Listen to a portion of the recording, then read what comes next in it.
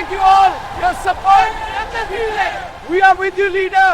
2026 সালের নির্বাচনী ফলাফল ঘোষণার পর সারা বিশ্বে তোলপাড়। সব জল্পনা কল্পনার অবসান ঘটিয়ে বাংলাদেশের ইতিহাসে এক অভূতপূর্ব রেকর্ড গড়ল জামায়াতে ইসলামী। বেসরকারি ফলাফল অনুযায়ী 300 আসনের মধ্যে 170টি আসনে একক সংখ্যাগরিষ্ঠতা পেয়ে ইতিহাস সৃষ্টি করেছে তারা। কিন্তু বিজয়ের এই মহেন্দ্রক্ষণে সবচেয়ে বড় চমকটি অপেক্ষা করেছিল পর্দার আড়ালে। নির্ভরযোগ্য সূত্র থেকে খবর পাওয়া যাচ্ছে, নবনির্বাচিত প্রধানমন্ত্রী ডক্টর শফিকুর রহমানকে ফোন করেছেন বিএনপির চেয়ারপারসন তারেক রহমান। কি কথা হলো দুই শীর্ষ নেতার মাঝে? 170 আসনের এই বিশাল জয়ের পর কি তবে বিএনপির সাথে কোনো নতুন সমঝোতায় যাচ্ছে জামায়াতে ইসলামী? আজ আমরা জানাবো সেই রুদ্ধশ্বাস ফোন আলাপ আর আগামীর ক্ষমতার নৈপথ্য কাহিনী। দর্শক, সকাল থেকেই সারা দেশের ফলাফল যখন আসতে শুরু করেছিল তখন থেকেই স্পষ্ট হচ্ছিল এক নীরব বিপ্লব। হাসনাত আবদুল্লাহ দেবিদার থেকে শুরু করে নাসিরুদ্দিন পাটোয়ারির ঢাকা ৮, সবখানে শাপলাকলি আর দাঁড়িপাল্লার জোয়ার। অবশেষে ম্যাজিক ফিগার 150 পার করে 170টি আসনে জয় নিশ্চিত করল জামায়াতের ইসলামী।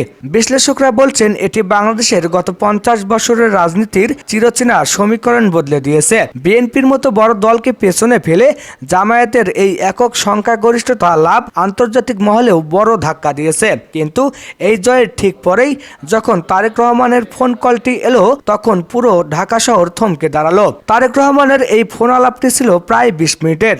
আমাদের হাতে আসা প্রাথমিক তথ্য অনুযায়ী তারেক রহমান ডক্টর শফিকুর রহমানকে জয়ের জন্য অভিনন্দন জানিয়েছেন। তবে কেবল অভিনন্দনই নয়, এই ফোন আলাপের পেছনে রয়েছে গভীর রাজনৈতিক গীতার্থ। 170 আসন পাওয়া জামাত এখন এককভাবে সরকার গঠনে সক্ষম। এমতো অবস্থায় তারেক রহমান কি তবে বিএনপিকে সরকারে রাখার কোনো অনুরোধ করেছেন, নাকি আওয়ামী লীগের মতো শক্তিকে চিরতরে ঠেকাতে এক জাতীয় ঐক্যের প্রস্তাব দিয়েছেন? পর্দার আড়ালে শোনা যাচ্ছে রাষ্ট্রপতি পদ এবং কয়েকটি গুরুত্বপূর্ণ মন্ত্রণালয়ের নিয়ন্ত্রণ নিয়ে দুই নেতার মধ্যে প্রাথমিক সমঝোতা হতে পারে। অন্যদিকে জামায়াতের কেন্দ্রীয় কার্যালয়ে এখন তিল ধারণের জায়গা নেই। ডক্টর শফিকুর রহমান তার বিজয় ভাষণে ইনসাফ কায়েমের শপথ নিয়েছেন। তারেক রহমানের ফোনের পর জামায়াতের ভেতরেও দুই ধরনের মত তৈরি হয়েছে। একদল বলছে 170 আসন যেহেতু আমরা পেয়েছি তাই আমাদের একাই সরকার চালানো উচিত। অন্য দল বলছে দেশের স্থিতিশীলতার জন্য বিএনপিকে সাথে রাখা জরুরি। ডক্টর শফিকুর রহমান কি পারবেন তারেক রহমানের প্রস্তাব আর দলের তৃণমূলের আবেগের মাঝে ভারসাম্য বজায় রাখতে? ডক্টর শফিকুর রহমানের প্রথম ভাষণে কি তবে সমঝোতার স্পষ্ট ইঙ্গিত মিলবে? এই 170 আসনের জয় কেবল বাংলাদেশ নয়, দিল্লি ও ওয়াশিংটনের কপালে চিন্তার ভাঁজ ফেলেছে। ভারত কি জামায়াতের এই একক সংখ্যাগরিষ্ঠতাকে সহজভাবে নেবে? জামায়াতকে শেখ হাসিনার সেই ভারত থেকে পাঠানো শুভেচ্ছা বার্তার পর তারেক রহমান ও শফিকুর রহমানের সমঝোতা কি দিল্লিকে আরো চাপে ফেলে দেবে? জাইমা রহমানের নিরাপত্তা আর রাজপথে বিএনপির কর্মীদের বিষণ্ণ চেহারা প্রমাণ করছে তারেক রহমানের এই ফোন কলটি ছিল অস্তিত্ব রক্ষার লড়াই।